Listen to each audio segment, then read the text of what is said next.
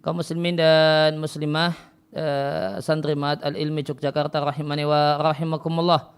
Kembali kita lanjutkan pelajaran usul fikih dari kitab Risalah Latifah fi Usulul Fiqhi karya Syekh Abdurrahman Ibn Nasir As-Sa'di rahimallahu rahmatan wasi'ah, dengan penjelasan dari Syekh Sa'ad Ats-Tsatsari hafizallahu ta'ala wa wafaqahu. Kita masuk pada halaman 120.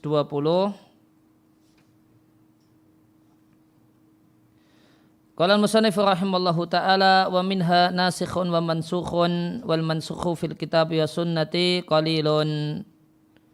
Dan di antara pembagian lafaz atau teks Al-Quran dan hadis adalah nasikh wa mansukh, menghapus dan yang dihapus.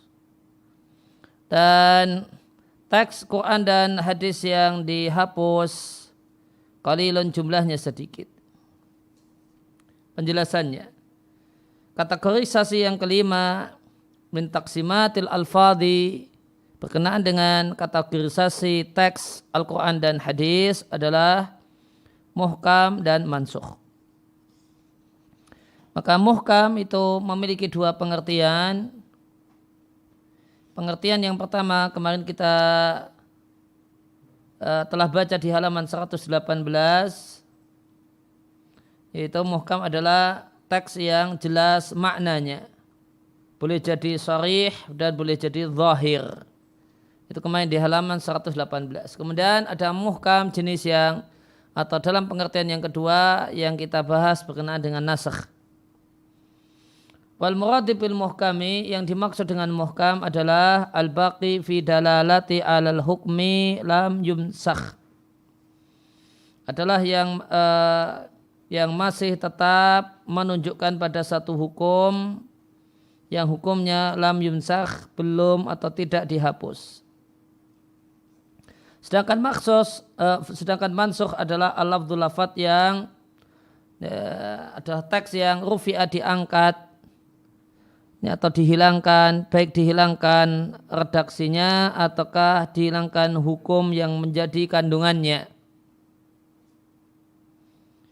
Sehingga yang dimaksud dengan nasakh adalah raf'u hukmin thabitin bi khitabin mutaqaddimin biwasitati khitabin syar'iyyin mutarakhin anhu. Pengertian nasakh adalah penghilangan hukum yang hukum itu ada berdasarkan teks, berdasarkan khitab, berdasarkan teks, dan teksnya ini duluan, dan dia diangkat dan dihilangkan, dan penghilangan tersebut dengan perantaraan teks syar'i. Teks syar'i berarti ayat Al-Quran atau hadis Nabi. Dan teks tersebut mutaakhirin, belakangan turunnya dan belakangan munculnya. Mutarakhin anhu, dan belakangan dari teks yang anhu, dari teks yang dihapus.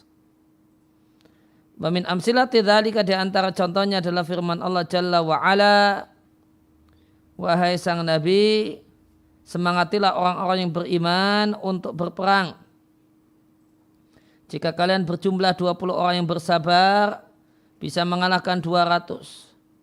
Dan jika di antara kalian 100 orang yang sabar, bisa mengalahkan 1000 minal ladina kafaru, 1000 orang-orang kafir, dikarenakan mereka adalah orang-orang yang tidak faham. Maka di sini 20 orang diharuskan untuk bersabar menghadapi 200 orang. Dan 100 orang dituntut untuk bersabar menghadapi 1000 orang kafir. Nah, isi kandungan ayat ini dihapus dengan ayat setelahnya dalam firman Allah Ta'ala, Al-ana khaffafallahu ankum. Sekarang Allah berikan keringanan untuk kalian. Wa alima anna fikum dha'fa. Allah tahu bahasanya di tengah-tengah kalian terdapat kelemahan. Maka jika kalian 100 orang yang bersabar, bisa mengalahkan 200. Dan jika di antara kalian ada 1000, bisa mengalahkan 2000. biidnillahi dengan izin Allah, wallahu ma'as sabirin, dan Allah itu bersama orang-orang yang bersabar. Fa'inau, maka mereka kanu dulu di awal Islam, jika satu berjumpa dengan 10 orang kafir, wajib alaihi sabru, maka wajib baginya bersabar, wasabat, dan bertahan menghadapi 10 orang tersebut. Fanusikha dzalika, hukum ini kemudian dihapus dengan ayat setelahnya. Wajuila al-hukmu, kemudian ditetapkanlah hukum jika qabalal muslimu, jika seorang muslim menghadapi 2 orang, wajib baginya untuk al-musabarah, bersabar.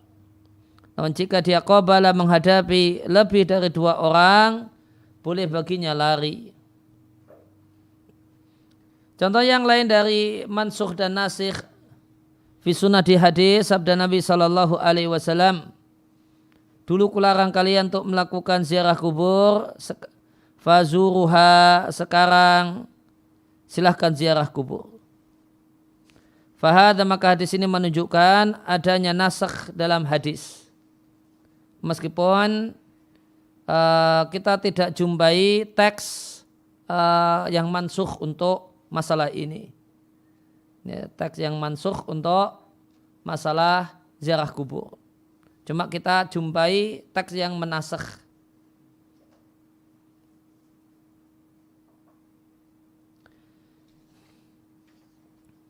Kemudian ta'arud, pertentangan di antara 2 dalil, tidaklah mungkin dijumpai dalam syariat alal hakikati, manakala itu pertentangan yang hakiki. Sehingga yang ada adalah bertentangan menurut benak manusia, menurut benak pembaca, ya, menurut pikiran reader pembaca. Adapun real bertentangan itu tidak ada. Wala yujadu, tidaklah dijumpai 2 dalil bertentangan dalam syariat Islam. Li'annaha, karena syariat itu tersucikan dari tanakut, pertentangan. Dalilnya firman Allah Jalla wa'ala, tidakkah mereka merenungkan Al-Quran? Seandainya Al-Quran itu min indi ghairillahi, berasal dari selain Allah, niscaya mereka akan jumpai padanya perselisihan yang banyak. Walakin, akan tetapi, qad yudhannu, boleh jadi yudhannu, disangka adanya pertentangan di antara 2 dalil. Nah ini, yang ada adalah qad yudhannu, boleh jadi disangka oleh manusia, disangka oleh pembaca dalil. Adapun pertentangan real, dalil bertentangan tidak ada. Yang ada adalah disangka ada pertentangan. Artinya pertentangan itu ada di benak orang, bukan ada di teksnya, nah ada di benak pembaca.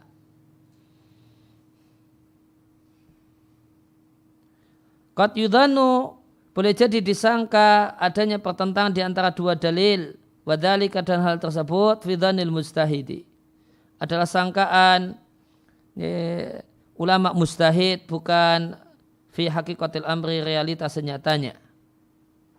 Wa min huna, maka dari sinilah Buddha haruslah anandura ila adadin minal umuri, kita memperhatikan sejumlah poin. Ya, poin ini 3 ini syarat untuk disebut terjadi pertentangan. Ada 3 syarat untuk dikatakan terjadi ta'arud.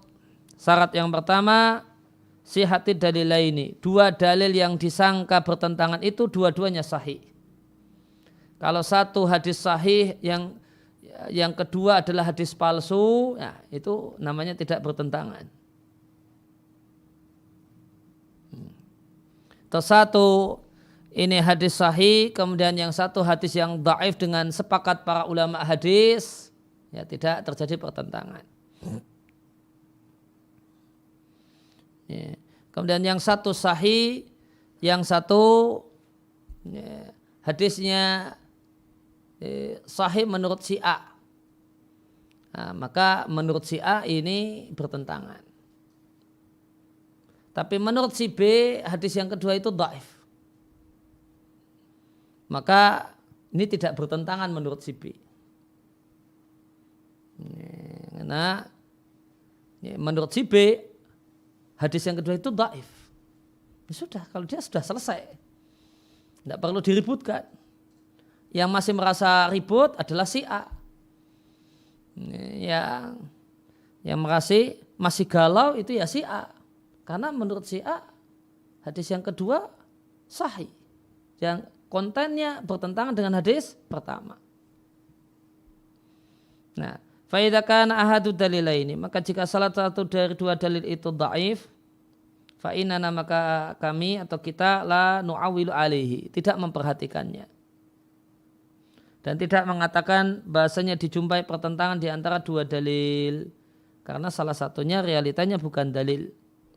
Lidha'fihi, karena dia dalil yang dhaif, wa adami thubuti, dan tidak valid. Tidak valid sama dengan tidak ada. Syarat yang kedua, disyaratkan dua dalil tersebut qad warada, berkenaan ala mahalin wahidin, sasaran yang sama. Kalau dalil tersebut sasarannya beda, ya tidak bertentangan. Adapun jika salah satu dari dua dalil berkenaan fi mahalin satu perkara, wal akhar dalil kedua qad warada berkenaan fi mahalin mughayyirin, hal yang mughayyirin berbeda, maka tidak ada pertentangan. Contohnya, Allah Azza wa Jalla memerintahkan wanita saat tidak haid untuk sholat. Dan Allah perintahkan wanita saat haid untuk tidak sholat. Nah, ini tidak bertentangan. Karena sasarannya beda. Perintah sholat untuk suci, larangan sholat untuk haid alias tidak suci. Nah, maka ini tidak bertentangan. Karena sasaran dalilnya berbeda. Baru bertentangan seandainya ini perintah untuk sholat ketika suci, kemudian ada larangan sholat ketika suci. Nah, ini baru layak disebut terjadi pertentangan. Tapi kalau sasarannya beda, maka tidak terjadi pertentangan. Sasarannya beda, itu bahasa standarnya, istilah ulama namanya infikakul jihah. Infikakul jihah itu bahasa standar. Atau bisa juga diganti dengan al-jihah, al-jihatu munfakkah.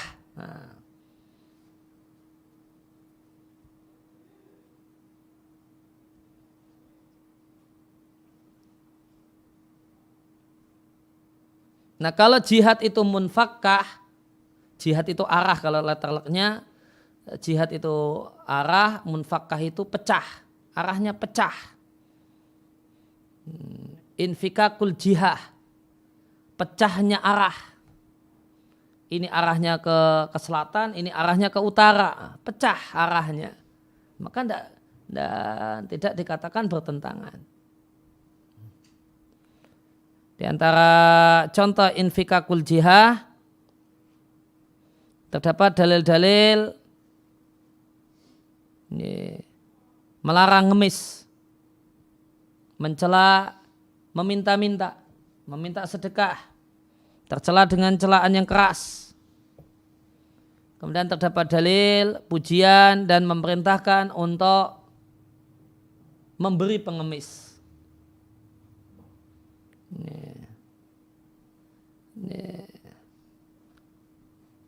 Maka kata Syekh Ibnu Utsaimin, dua jenis dalil ini tidak bertentangan.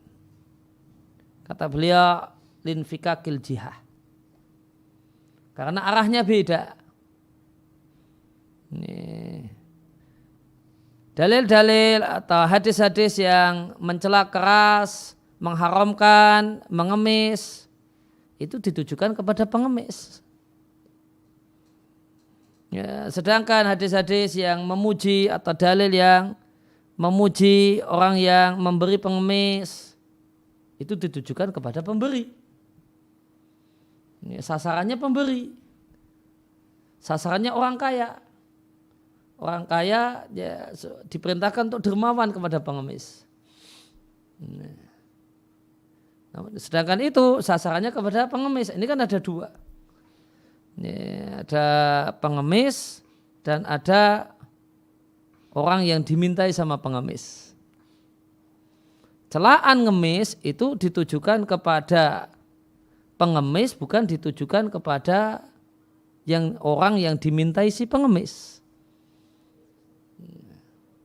Sedangkan ayat Al-Quran dan hadis Nabi, wa fi amwalihim haqqum ma'lum lis-sa'ili wal mahrum, dalam harta mereka terdapat hak yang jelas, lisa'il untuk orang yang ngemis-ngemis, wal mahrum dan orang miskin yang tidak ngemis-ngemis.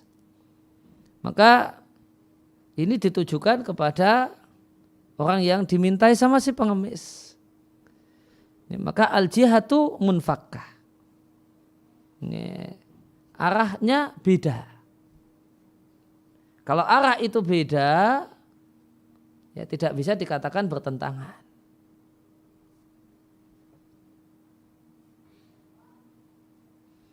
Syarat untuk terjadi pertentangan, arahnya sama, sasarannya sama, orang yang dituju sama.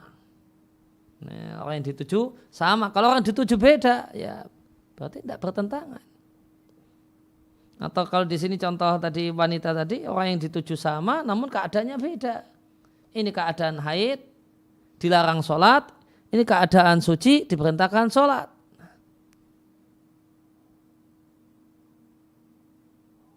Nah, fala naqulu hadza ta'arudun. Tidaklah kita katakan ini terjadi pertentangan. Li'annahuma, karena dua perintah ini, perintah sholat sama perintah untuk meninggalkan sholat, lam yatawaroda, tidak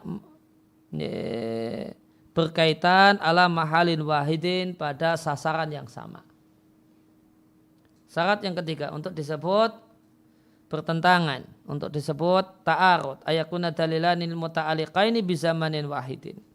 Dua dalil tersebut berkaitan dengan waktu yang sama.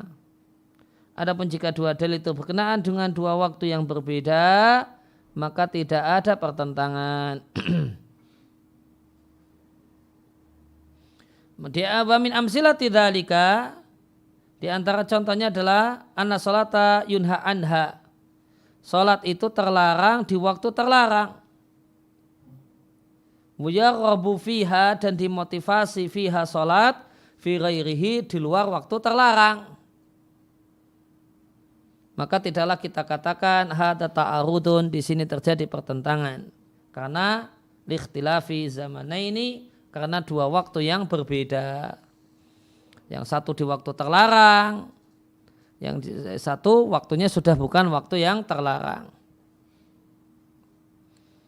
Nah, kemudian kembali ke matan qala al-musannif rahimallahu taala, famata amkanal jam'u, maka jika memungkinkan kompromi atau menjelaskan bainan nasaini, di antara dua nas, dua teks, humila kullun minhuma ala halin. Humila kemudian ditafsirkan masing-masing dari dua teks tersebut dengan satu keadaan tersendiri, wajib dzalika, hal tersebut adalah wajib. Namun tidak boleh berpaling menuju nasakh,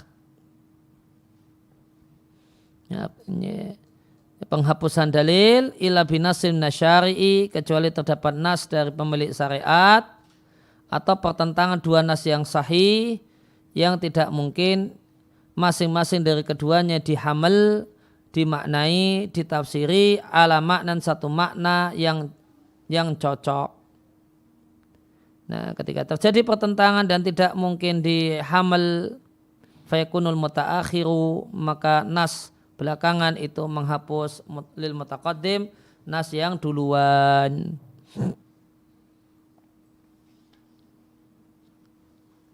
Penjelasannya, jika dijumpai sangkaan pertentangan, jika dijumpai pertentangan fi dhihnil mujtahidi, di benak mustahid, maka apa yang harus dilakukan oleh mustahid? Kami katakan mustahid itu dihadapkan 4 pilihan. Yang pertama, ayatamakana, si mustahid memungkinkan mengkompromikan di antara dua dalil yang bertentangan. Boleh jadi dengan melakukan taksis atau yang mutlak dibawa kepada muqayyad, ya, atau salah satu dari dua dalil dihamal dibawa kepada satu kasus dan dalil yang lainnya untuk kasus yang berbeda. Fahina idin, maka pada saat itu yusaru ilal jam'i, maka dipilihlah kompromi. Di antara contohnya, misalnya terdapat dalam hadis Nabi SAW menyampaikan, jika salah satu kalian mendatangi tempat buang air, jangan menghadap kiblat, jangan pula dia berikan punggungnya, artinya membelakangi kiblat. Syariku au gharibu, menghadaplah ke arah timur atau ke arah barat. Diriwayatkan oleh Al-Bukhari dan Muslim dari sahabat Abu Ayyub. Sumaja'ana, kemudian datang kepada kita fil hadis, dalam hadis yang lain, bahasanya Nabi SAW membelakangi kiblat. Istadbaral kiblata,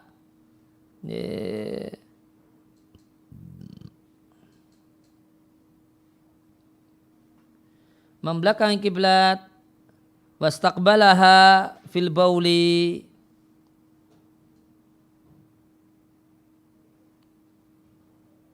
dan kemudian menghadapnya ketika kencing. Fahina idin, maka pada saat itu kita berupaya untuk melakukan kompromi, dan di antara bentuk kompromi fi hadza, dalam masalah ini, ayuqala, dikatakan bahasanya larangan menghadap kiblat atau membelakangi kiblat yuradu bihi, yang dimaksudkan adalah al-fadha'u, tempat terbuka. Adapun boleh kencing menghadap kiblat atau membelakangi kiblat, fa yuradu biha, maka yang dimaksud biha ibahah boleh adalah ya, halul bunyani, dalam keadaan di dalam bangunan, yaitu bangunan khusus atau tempat khusus untuk buang air.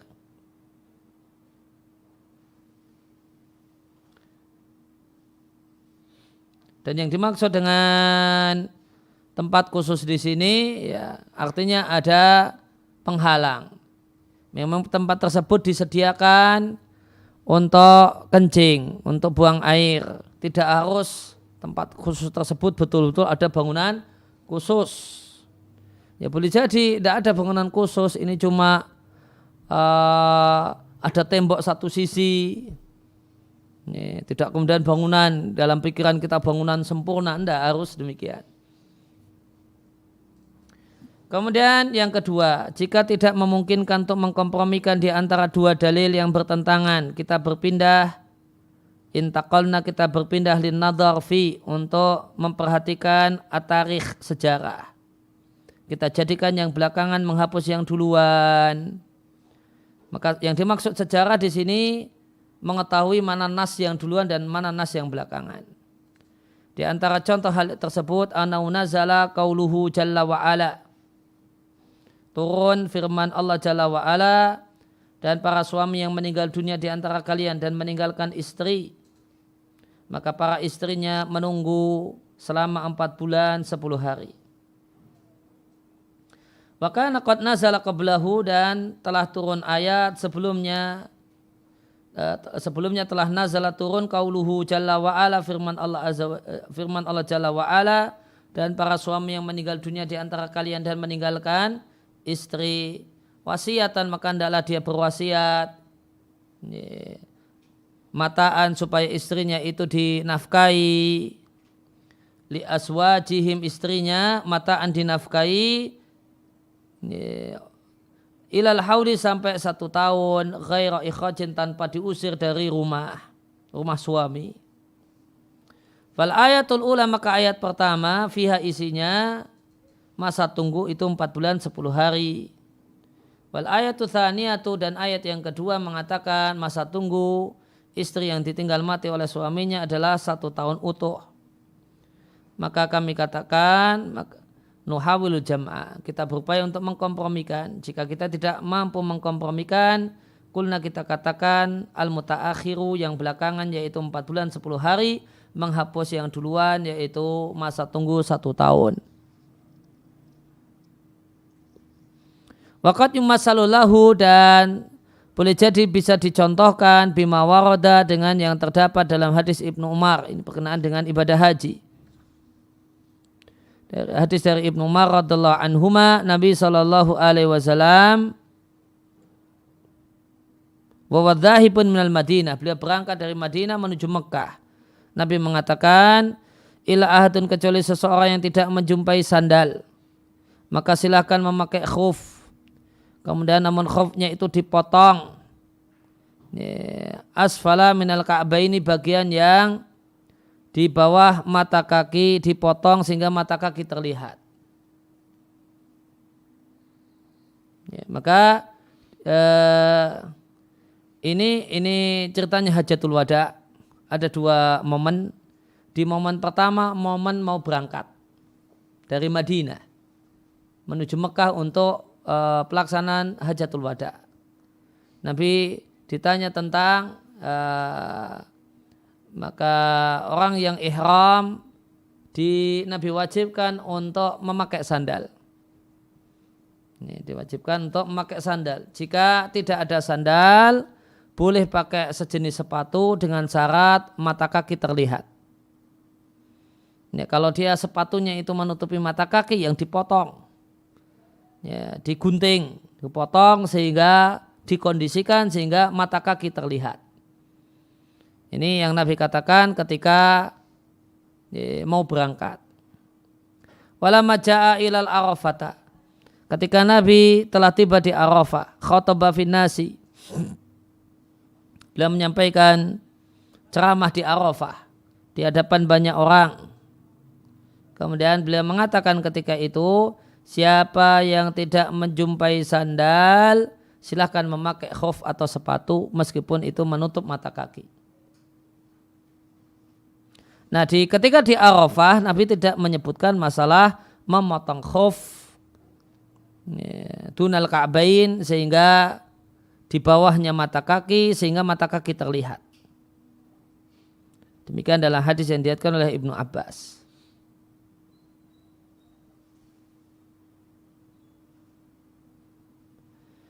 Nah, tentang hal ini, tentang menyikapi 2 hadis ini, jumhur ulama mengatakan hadis-hadis yang tidak menyebutkan memotong khuf itu menghapus hadis yang memotong. Sehingga hadis Ibnu Abbas itu hadis yang tidak ada uraian detail untuk memotong, itu menghapus. Dalil yang menyatakan boleh dipakai namun dipotong terlebih dahulu. Alasannya wadzalika li'annaha, hal tersebut karena hadis yang mengatakan boleh pakai tanpa perlu dipotong itu belakangan. Bainama qala ta'ifatun, namun sikap untuk hadis ini tidak seragam, ada perselisihan. Bainama qala ta'ifatun, namun sejumlah ulama qala berpendapat bahasanya kompromi itu satu hal yang mungkin. Fa inna min aujauhil jam'i, karena di antara bentuk kompromi adalah hamlal mutlaqi alal muqayyad, mutlaknya dibawa kepada muqayyad. Fa nahmilul mutlaqa alal muqayyadi, sehingga dalil mutlak itu dibawa kepada muqayyad. Namun jumhur yang tidak mau memakai metode kompromi di sini beralasan bahwasanya saat di Arafah itu sangat banyak manusia yang tidak hadir ketika Nabi memerintahkan untuk memotong saat di Madinah. Karena ketika Hajatul Wada yang kumpul di Arafah itu tidak hanya dari Madinah saja yang berangkat, dari berbagai macam tempat. Maka ketika Nabi tidak menjelaskan ketika di Arafah itu Nabi tidak menjelaskan kalau itu perlu dipotong, berarti tidak ada perlu pemotongan. Tidak perlu ada pemotongan. Kalau Nabi maksudkan itu tetap dipotong sebagaimana ceramah beliau, perkataan beliau ketika di Madinah harus dijelaskan. Karena ini sangat banyak yang tidak tahu. Dan maka berlaku kaidah menunda penjelasan ketika dibutuhkan tidak boleh. Nabi lakukan. Gitu. Ini yang menguatkan pendapat jumhur ulama yang mengatakan dalam hal ini terjadi nasikh mansukh.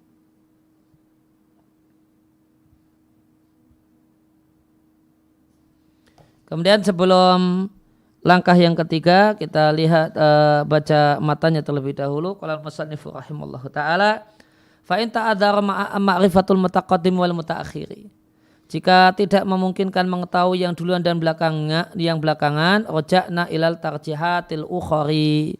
Kita mengacu pada at-tarjihat, faktor-faktor untuk melakukan tarjih ukhar yang lain. Maka langkah yang ketiga, idza lam natamakkan, jika tidak memungkinkan kompromi dan kita tidak mengetahui manakah yang belakangan daripada yang duluan, fa inna, maka kita hina idzin pada saat itu nasiru mengambil ila tarjih, langkah tarjih bi ma'rifati ma huwa aqwa min ad-dalilaini, dengan mengetahui mana yang paling kuat dari dua dalil. Di antara contoh hal itu mawarada terdapat dalam hadis dari Ibnu Abbas radhiyallahu anhuma, sehingga Nabi sallallahu alaihi wasallam menikahi Maimunah ketika beliau masih dalam keadaan ihram, yaitu Maimunah bintul Haris, wanita yang terakhir Nabi nikahi, istri Nabi yang terakhir, Maimunah binti Haris. Wa warada, dan terdapat dalam hadis Utsman bahasanya Nabi sallallahu alaihi wasallam, Nabi mengatakan orang yang dalam keadaan ihram tidak boleh menikah, tidak boleh dinikahkan dan tidak boleh melamar. Fadalla hadza, maka hadis ini dalil bahasanya orang yang dalam kondisi ihram tidak boleh baginya mengadakan akad pernikahan. Fahuna dalilani muta'aridani, maka di sini terdapat dua dalil yang bertentangan. Idza hawalna, jika kita berupaya al-jam'a untuk mengkompromikannya, lam natamakkan, kita tidak memiliki kemampuan karena tidak memungkinkan. Ditambah walam na'rif at-tarikha, kita tidak mengetahui sejarah mana yang duluan dan mana yang belakangan. Famin tsama, dari sana, fa innana nasiru ila tarjihi, maka kita mengacu pada tarjih.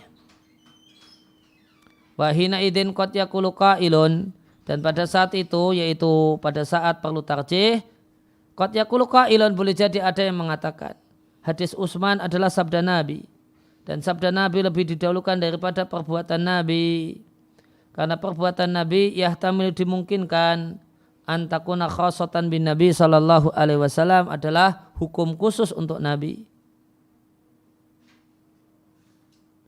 Kemudian au yaqula qailun, boleh juga orang mengatakan bahasanya hadis Utsman qad ta'ayyada, itu dikuatkan bima warada, dengan hadis yang terdapat dari Abu Rafi'.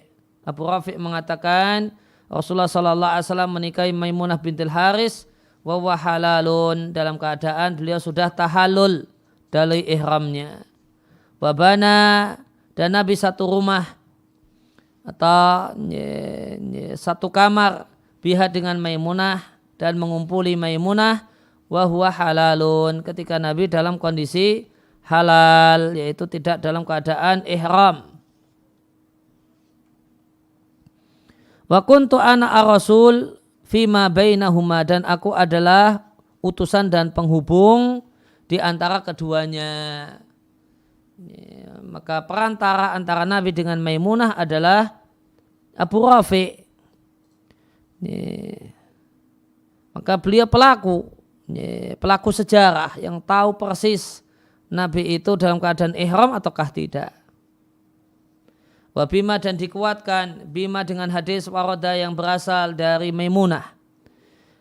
Haitsu akhbarat, di mana Maimunah mengkabarkan bahasanya Nabi sallallahu alaihi wasallam menikahinya, wa huma halalani, dalam keadaan Nabi dan Maimunah itu tidak ihram.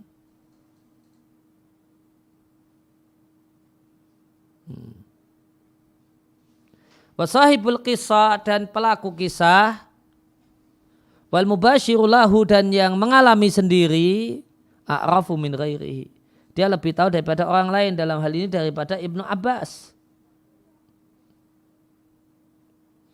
Di antara contoh tarjih adalah Ibnu Umar bertanya kepada Bilal tentang apa yang Nabi lakukan tatkala masuk ke dalam Ka'bah. Bilal mengatakan, Nabi SAW sholat di antara dua tiang yang ada di dalam Ka'bah.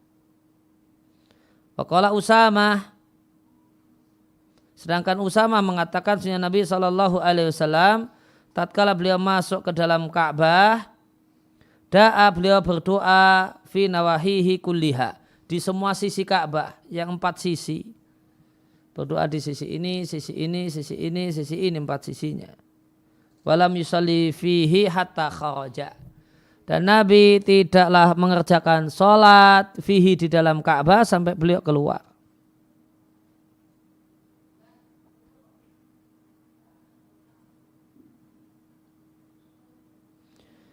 Maka di sini yuqaddamu, didahulukan dan dimenangkan berita dan informasi dari Bilal. Likaunihi, karena Bilal menetapkan salat, kita lebih menangkan daripada informasi Usamah.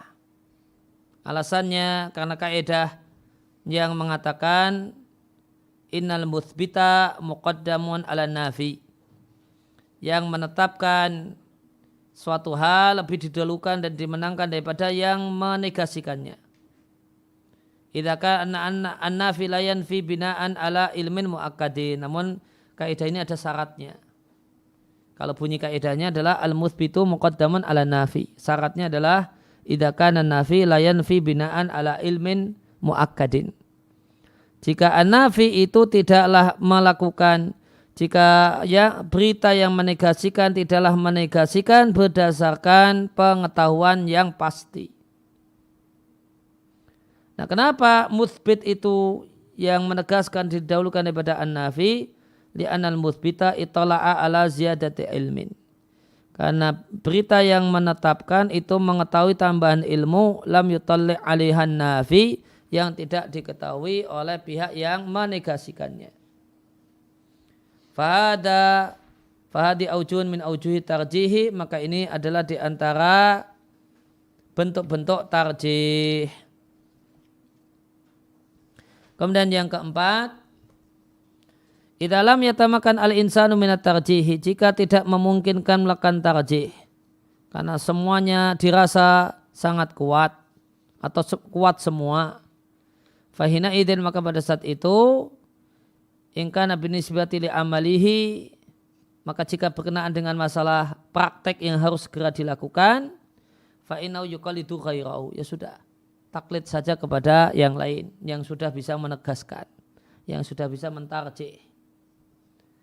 Wa amma binisbati lil fatwa, adapun kalau berkenaan dengan fatwa, fa inna yajibu alaihi, maka wajib atas mufti yang kebingungan ayat tawaqqafa, untuk tidak menegaskan sikap, dan tidak boleh baginya berfatwa dalam masalah ini. Wa yuhilu ila ghairihi, dan adalah dia serahkan kepada yang lain fiha, dalam masalah ini.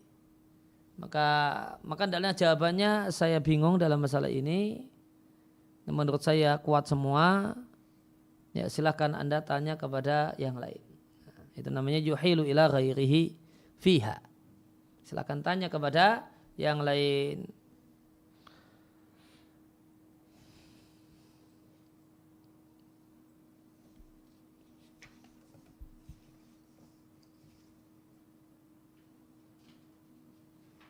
Ya, kemudian kembali ke matan qala al-musannifu rahimallahu taala. Walihada, oleh karena itu, jika perkataan Nabi bertentangan dengan perbuatan Nabi, kuddima qauluhu, dimenangkan perkataan Nabi. Li'annau amrun aw nahyun lil ummati, karena adalah perintah atau larangan untuk semua umat. Wa humila fi'luhu alal khususiyati lahu, lantas dihamal, dimaknai perbuatan Nabi sebagai hukum khusus untuk Nabi.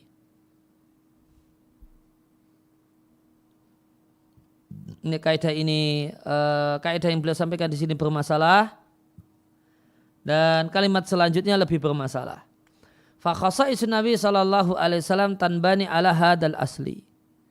Hukum khusus untuk Nabi itu dibangun alias derivat dari kaidah ini. Nah, ini sangat bermasalah. Kalimat ini sangat bermasalah. Wa kadzalika idza fa'ala syai'an. Demikian juga ketika Nabi melakukan sesuatu ala wajil ibadati dalam rangka ibadah dan Nabi tidak memerintahkannya, maka yang benar itu menghasilkan hukum anjuran. Wa in fa'ala, namun jika Nabi melakukan ala wajil adati karena budaya, dalla alal ibahati, maka itu menunjukkan hukum mubah. Maka paragraf ini membahas tentang masalah perbuatan Nabi dan memberikan 3 rincian tentang perbuatan Nabi. Kita lihat penjelasannya. Perbuatan Nabi itu taqa ala anwa'in muta'adidatin, ada beberapa macam. Macam yang pertama, ayakun al-fi'lu, perbuatan tersebut qad qama dalilun, terdapat dalil yang menunjukkan kalau itu hukum khusus untuk Nabi. Seperti firman Allah Azza wa Jalla, dan wanita beriman yang menghibahkan dirinya kepada Nabi, kemudian Nabi ingin menikahinya khalisatan, hukum khusus untukmu wahai sang Nabi, dunal mu'minin, tidak berlaku untuk orang-orang yang beriman. Di antara contohnya Nabi menikahi dalam satu waktu 9 istri sekaligus. Kemudian contoh yang kedua, perbuatan Nabi yang Nabi lakukan dalam rangka menjelaskan dalil sebelumnya. Maka perbuatan Nabi ini ta'khudu hukma dzalika dalili, mengambil hukum dalil tersebut sebagaimana perbuatan Nabi ketika beliau haji. Kemudian yang ketiga, perbuatan Nabi ala jihatil jibillati wal adati, perbuatan Nabi dalam jihad dalam bentuk al-jibillah, sifat kemanusiaan, kodrat manusiawi, kodrat manusia, wal ada atau budaya. Di antara kodrat manusia ya dhahab wa iyab, aktivitas pergi dan datang. Contoh budaya, beliau mengendarai unta. Maka ini tadulu alal ibahati, menunjukkan hukum mubah. Wala yuqalu, tidaklah kita katakan bahasanya perbuatan Nabi itu sunnah atau dianjurkan. Dianjurkan naik unta gitu, enggak. Hanya menghasilkan hukum mubah.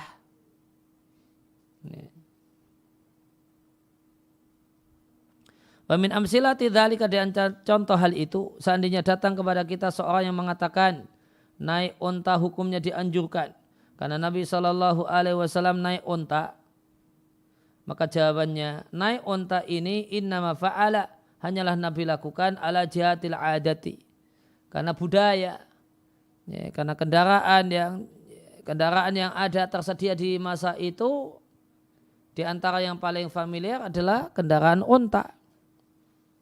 Wal jibillah, dan karena faktor kemanusiaan, sehingga pada saat itu tidak menunjukkan hukum anjuran, hanya menunjukkan hukum mubah.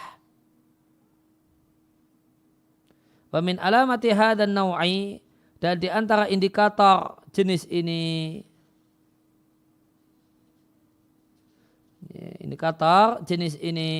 bahasa Nabi SAW melakukannya dikarenakan banyak orang melakukannya.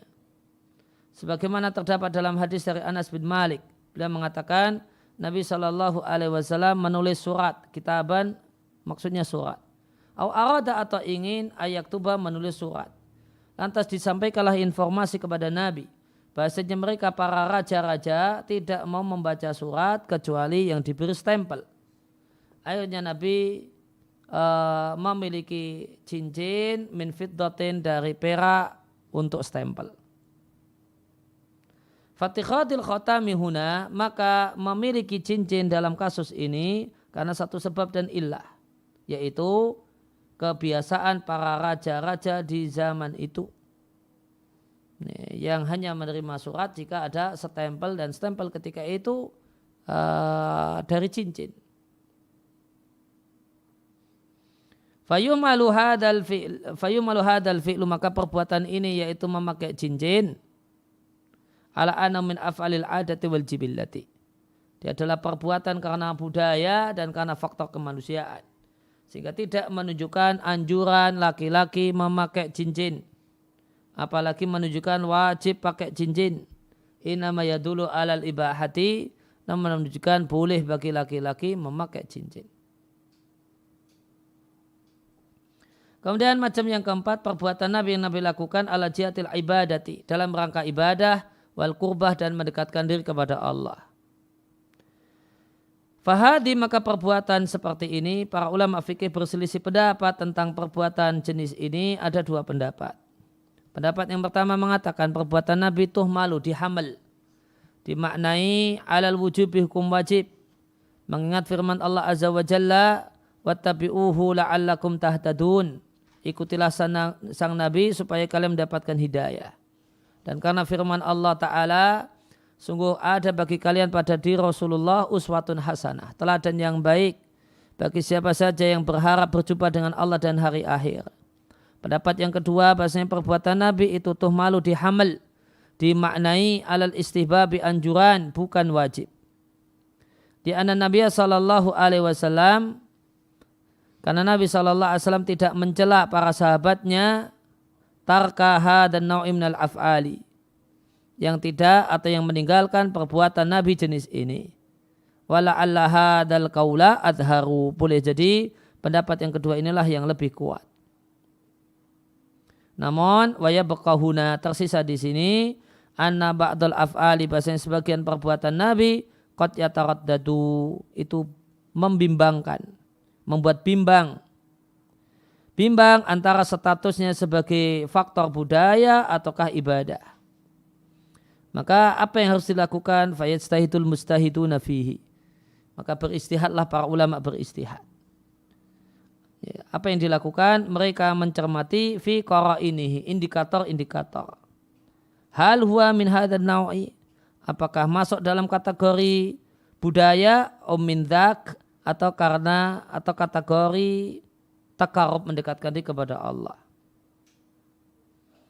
Ya, jadi maka ada hal-hal yang boleh jadi debatable, diperdebatkan.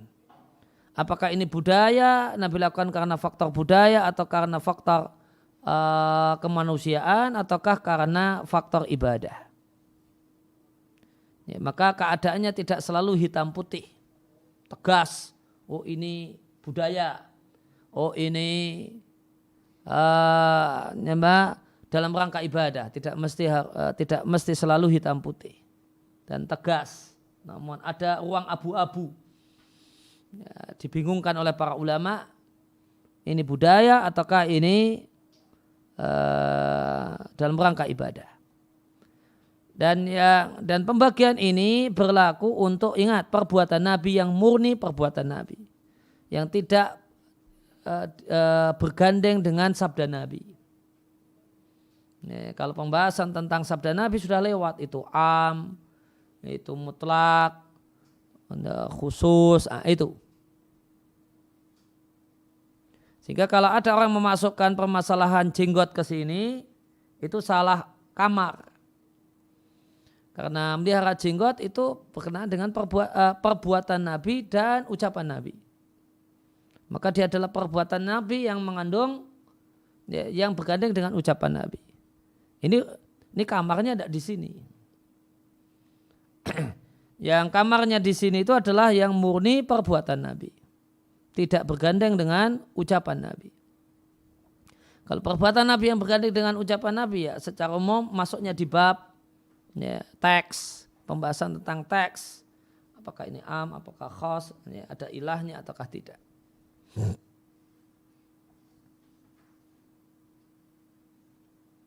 Wa min amsilatihi, di antara contoh yang abu-abu dipertentangkan apakah ini dalam rangka mendekatkan diri kepada Allah ataukah tidak, misalnya adalah duduk istirahat.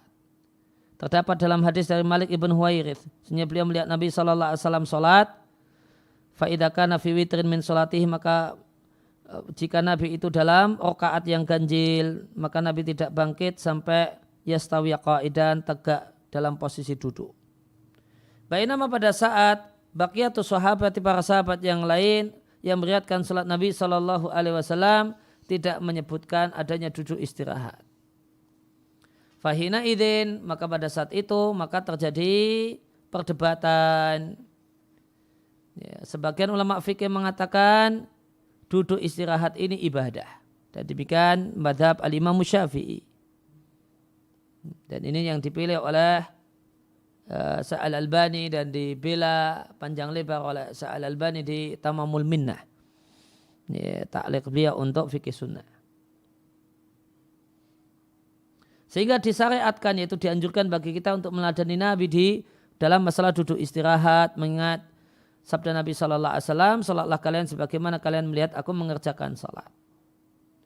Wa qala akharuna, sedangkan ulama yang lainnya mengatakan bahasanya duduk ini bukan ala jihadil ibadati, dalam rangka ibadah. Namun Nabi lakukan karena kebiasaan. Ya, li'annahu inama fa'alah, karena Nabi melakukan duduk ini tatkala beliau sudah tua. Fahtaja, maka beliau perlu ayartaha inda qiyamihi, untuk istirahat ketika mau berdiri dari rakaat pertama menuju rakaat kedua. Fauna, maka di sini waqa'a, terjadi kebimbangan di antara para ulama fikih. Hal hadal fi'lu, apakah perbuatan ini waqa'a terjadi dalam rangka ibadah atau non ibadah. Namun al-aslu fil afali nabawiyah antumala alal ibadati. Nah, ini ada kaedahnya. Wal aslu, dan hukum asal perbuatan Nabi itu dihamal, dimaknai alal ibadati, dalam rangka ibadah, dan tidaklah dipindah dari statusnya ibadah kepada status non ibadah kecuali dengan alasan. Contoh alasan yang bisa jadi alasan dan indikator, kama lau naqalat dalilu, atau nukilat dalilu, sebagaimana andai dikutip ada dalil yang menyatakan bahasanya manusia di zaman Nabi mereka semua melakukan hal perbuatan itu sebelum Nabi SAW. Fayadullu hada, maka ini menunjukkan bahasanya perbuatan ini adalah adatan non ibadah dan bukan ritual ibadah. Contohnya adalah memakai sorban. Maka Nabi SAW menjumpai masyarakatnya memakai sorban, lantas Nabi memakai sorban. Fahina idin, maka pada saat itu ditafsirkanlah perbuatan ini ala annahu adatun, bahasanya dia adalah kebiasaan dan bukan ibadah.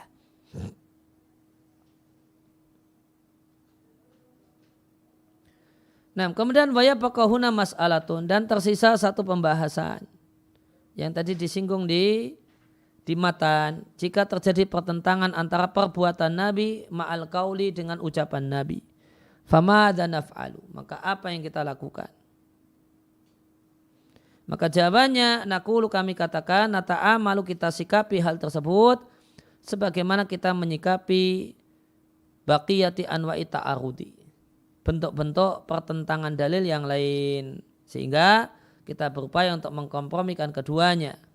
Jika tidak memungkinkan, kita lihat sejarahnya, mana yang duluan, mana yang belakangan. Jika kita tidak mengetahui sejarahnya, kita lakukan tarjih di antara keduanya. Wahuna murajjihatun, dan terdapat banyak faktor untuk tarjih, untuk melakukan tarjih.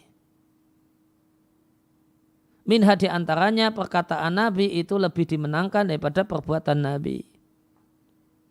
Di antara contoh pertentangan antara ucapan Nabi dan perbuatan Nabi, diriwayatkan dari Nabi mengatakan, sesungguhnya paha itu aurat. Hadis riwayat Abu Dawud dan Tirmidzi. Kemudian terdapat hadis dari Anas fi sahih, dalam hadis yang sahih, yaitu Bukhari dan Muslim. Bahasanya tersingkaplah kain Nabi an fakhidhihi, sehingga terlihatlah paha Nabi. Fauna ta'arudun, maka di sini terjadi pertentangan. Fama dan naf'alu, maka apa yang kita lakukan? Naqulu, kami katakan, nuhawilu awalan, maka kita berupaya pertama kalinya adalah mengkompromikan di antara keduanya. Dan di antara bentuk kompromi, an naqula mathalan, misalnya kita katakan, innal fakhidha qad tutlaqu ala saqi fi lughatil arabi. Fakhid itu terkadang digunakan dengan pengertian betis dalam bahasanya orang Arab. Sehingga yang tersingkap itu betis dan bukan paha. Wa min aujuhil jam'i di antara bentuk kompromi aidan juga ayuqala kita katakan bahwasanya hadis-hadis yang mengatakan tersingkapnya kain annahu lam yaqa bil ikhtiyari. Itu tidak terjadi dengan keinginan beliau. Tersingkap itu ya isyarat ya, tidak sengaja. Artinya inhasara tersingkap biduni qasdin Nabi sallallahu alaihi wasallam. Tanpa ada kesengajaan dari Nabi sallallahu alaihi wasallam. Sebagian ulama mengatakan bahasanya kompromi di antara dua hadis di atas masalah paha tidak mungkin. Wantaqala ila tarjihi.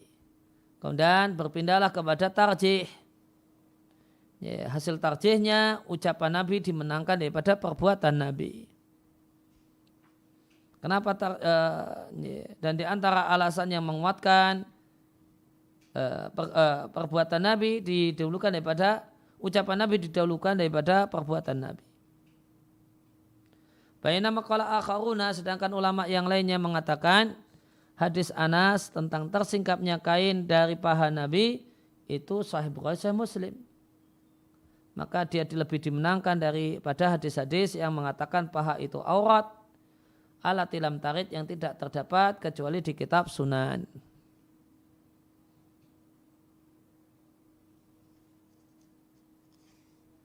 Ini tarjih. Maka ketika diambil jalan tarjih maka boleh jadi tarjih beda. Ada yang tarjihnya ucapan Nabi lebih kita dahulukan dari perbuatan Nabi. Karena perbuatan Nabi dimungkinkan itu untuk khususiyah. Gitu. Nah, bisa jadi tarjihnya pakai sisi yang lainnya. Bukhari Muslim lebih dimenangkan daripada yang bukan Bukhari Muslim.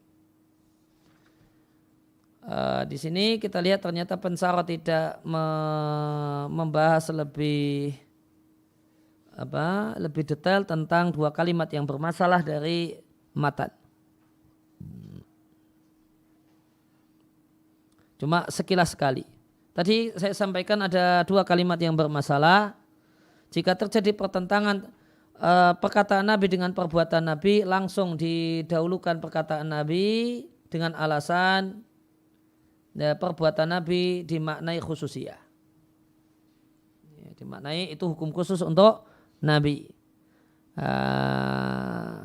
Maka kaidah yang disampaikan oleh Syekh Ibnu Sa'di di sini, perkataan Nabi ketika bertentangan dengan perbuatan Nabi langsung auto menangkan ucapan, auto perbuatan Nabi itu khususiyah.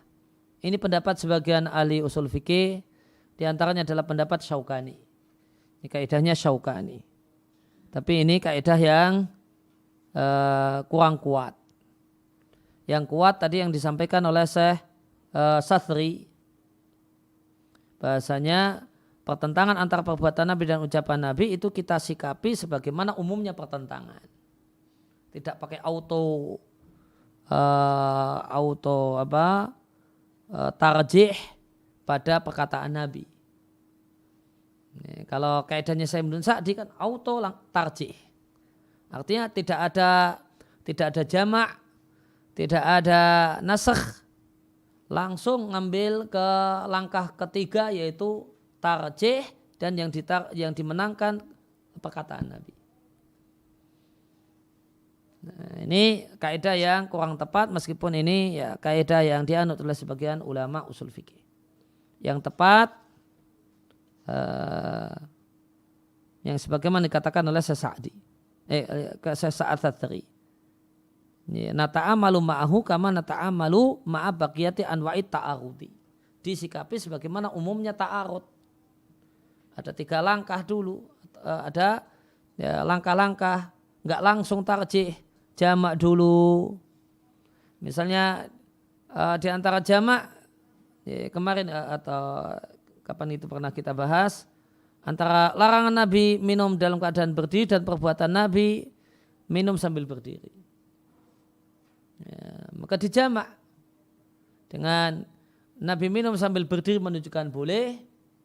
Nabi perintahkan untuk jangan minum sambil berdiri menunjukkan sebaiknya tidak minum sambil berdiri. Ya, sehingga kesimpulannya minum sambil berdiri hukumnya makruh dan dianjurkan untuk minum tidak dalam kondisi berdiri. Nah, itu jamak antara perkataan Nabi dan perbuatan Nabi. Dan kalau tidak memungkinkan, nanti kemudian nasakh diadakan kajian histori, kajian secara sisi sejarah, mana nas yang duluan, mana yang belakangan. Setelah itu baru kemudian tarjih. Ya, dan diantara tarjihnya, ya, diantara kaidah tarjih dalam masalah ini, ucapan Nabi kita menangkan. Semacam dalam masalah kasus paha. Apakah aurat ataukah tidak. Kemudian kalimat yang bermasalah atau yang lebih bermasalah di matan adalah kalimat yang kedua tadi. Khosais Nabi itu derivat dari kaidah ini. Nah ini tidak benar. Tanbani ala hadal asli. Derivat turunan dari ini. Kalau kalau kita melihat kalimat ini berarti tidak dijumpai khosais kecuali karena hal ini terjadi pertentangan. Padahal kan tidak bisa saja khosais itu karena ada penegasan. Sebagaimana di halaman 129 surat Al-Ahzab ayat 50 ada penegasan. Khalisatalaka min dunil mu'minin. Khusus untukmu tanpa berlaku untuk orang-orang yang beriman. Ada penegasan. Kalau itu khususiyah Nabi. Sehingga tidak benar kalau dimutlakan tanpa dirinci bahwasanya hukum khusus untuk Nabi itu tanbani derivat turunan dari kaidah ini. Sehingga khususiyah itu hanya ada manakala terjadi pertentangan antara ucapan Nabi dan perbuatan Nabi. Padahal realitanya tidak demikian.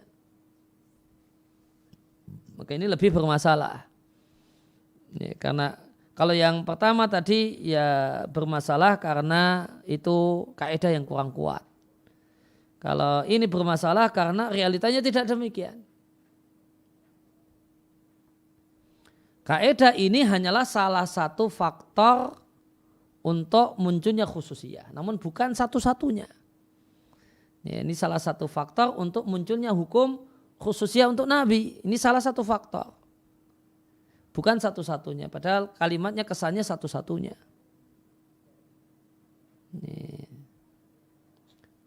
Kesimpulan khususiyah untuk Nabi itu faktornya banyak. Dan ini hanyalah salah satu faktornya saja, dan itu pun nanti setelah jamak tidak memungkinkan, nasikh mansukh tidak memungkinkan, kemudian tarjih. Nah, tarjih nanti pilihan kaidah tarjih yang dipakai juga banyak. Nanti baru salah satu alternatifnya tarjih dalam bentuk sabda Nabi kita lebih menangkan daripada perbuatan Nabi. Ya, kalau berkenaan dengan nasikh dan mansukh di sarahnya Syekh Sulaiman di halaman 49 tentang pembahasan tentang definisi nasikh.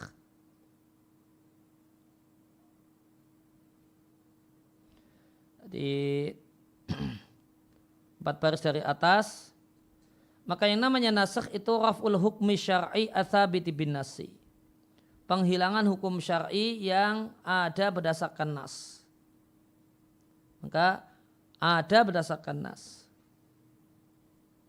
Maka tidak termasuk dalam nasikh raf'il hukmi atsabiti bil bara'atil asliyah, penghilangan hukum namun hukumnya itu ada berdasarkan bara'atul asliyah, berdasarkan hukum asal.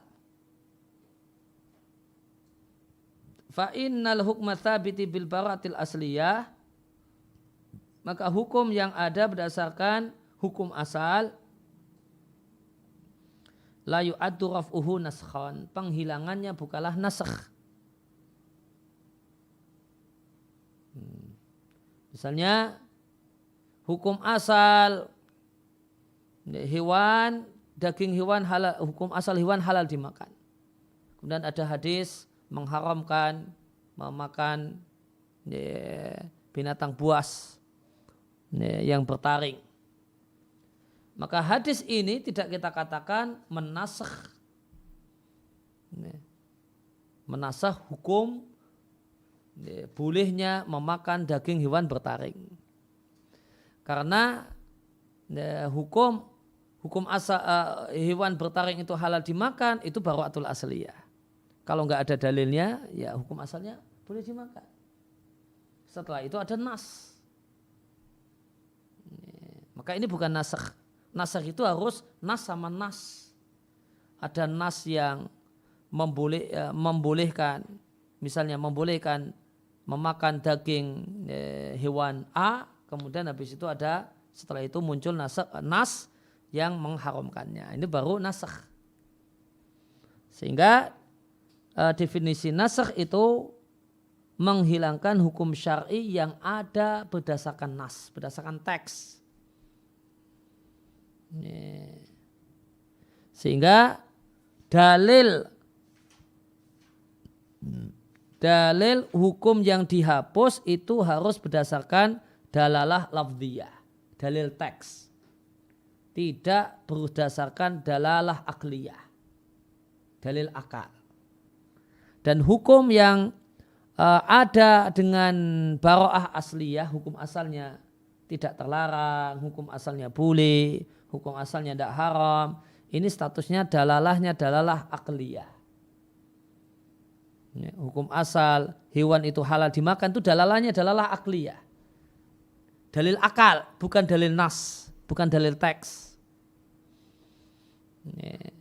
Maka nasakh hanya ada manakala yang dihapus dalilnya adalah dalil teks, bukan dalil akal.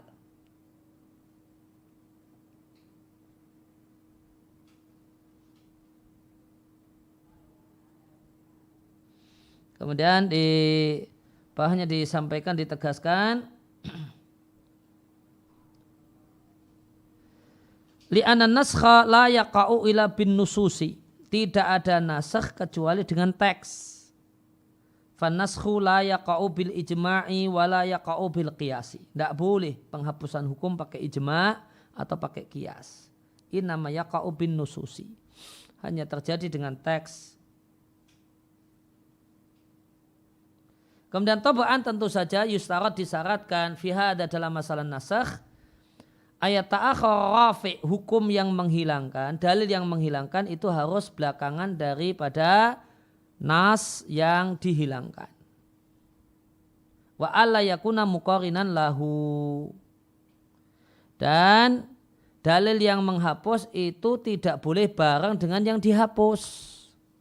Dalam satu teks tidak boleh. Li'anal muqarin bayanun, kalau gandeng maka teks yang kalimat belakangan itu statusnya bayan untuk kalimat yang depan, bukan nasakh mansukh. Misalnya innal insana lafi khusrin illal ladzina amanu wa amilus shalihat. Illal ladzina amanu wa amilus shalihat itu bukan nasakh untuk innal insana lafi khusrin, namun penjelasan untuk innal insana lafi khusrin. Maka yang namanya nasakh mansukh itu harus dalil yang berbeda, teks yang beda. Ada teks A yang mau dihapus dan ada teks B yang menghapus. Tidak boleh bareng dalam satu teks. Bagian depan mansukh, bagian belakang nasikhnya tidak boleh. Karena seandainya dijumpai demikian, maka yang terjadi adalah bayan, bukan nasakh. Ya, sehingga al-mutaakhiru naskhun, ya, yang belakangan itulah yang menghapus. Wala buta fin nasakh, maka tidak boleh tidak dalam nasakh min ayakuna rafi' mutaakhiran. Dalil yang menghapus itu harus belakangan. Ya, demikian kurang lebih yang kita baca kesempatan kali ini. Wassallallahu ala nabiyina Muhammadin wa ala alihi wasallam. Ada pertanyaan dari santri?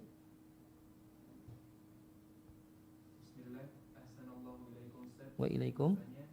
Apakah ada bentuk tarjih yang lebih kuat dari bentuk tarjih yang lain? Misalnya pada tarjih perkataan Nabi lebih dikuatkan daripada perbuatan Nabi. Dengan tarjih hadis Bukhari dan Muslim lebih dikuatkan daripada hadis lainnya. Manakah yang lebih kuat, Ustaz? Jazakumullah khairan. itu ruang istihad, ruang debatable ya. Jadi ketika ini di sini perlu tarjih. Tarjihnya pakai apa? Pakai kaidah tarjih yang mana? Semuanya kaidah tarjih yang sah. Bukhari Muslim lebih dimenangkan daripada hadis Sunan. Itu kaidah tarjih. Perkataan Nabi lebih didahulukan daripada perbuatan Nabi karena perbuatan Nabi dimungkinkan khususiyah. Ini juga kaidah tarjih yang sah. Maka di sini ruang istihad ulama memakai manakah kaidah tarjih yang paling tepat untuk sebuah kasus. Nanti mereka punya pertimbangan ini dan itu untuk untuk kemudian melakukan kemudian membuat kesimpulan. Nah, Assalamualaikum. Apakah ada hadis yang menasakh hukum yang ada di Al-Quran? Apakah ada hadis yang menasakh hukum dalam Al-Quran? Jawabannya ada. Semisal yang biasa dikasih menjadi contoh adalah ayat Al-Quran tentang wajibnya wasiat. Intaraka khairanil wasiyatu lil walidain. Jika meninggalkan harta yang banyak maka berwasiat untuk orang tua. Ini dinilai oleh para ulama dinasakh dengan hadis la wasiyata li warithin. Tidak ada wasiat harta untuk ahli waris, semisal orang tuanya mayit itu berhak untuk mendapatkan warisan dari mayit. Nah, sudah. Terkait dengan pembahasan di awal tentang pengemis dan yang orang dermawan, bagaimana sikap kita ketika bertemu dengan pengemis? Maka tidak harus memberi. Tidak harus memberi. Yang wajib adalah tidak kasar dengan pengemis. Wa amasaila fala tanhar. Janganlah kasar dengan dengan pengemis. Artinya mau memberi ataukah tidak, boleh jadi kita punya pertimbangan-pertimbangan tertentu. Boleh saja orang punya pertimbangan, saya lebih memilih untuk tidak memberi karena nanti ini membuat mereka merasa nyaman untuk ngemis, gitu. Namun perlu disadari orang yang ngasih juga nggak salah. Orang yang ngasih nggak salah. Dan yang pokok adalah kita tidak kasar. Ya, kalau mau nggak memberi ya baik-baik, isyarat atau dengan kata-kata maaf, tidak ngasih dan seterusnya. Ya, demikian subhanakallahumma wa bihamdika asyhadu an la ilaha illa anta astaghfiruka wa atubu ilaik.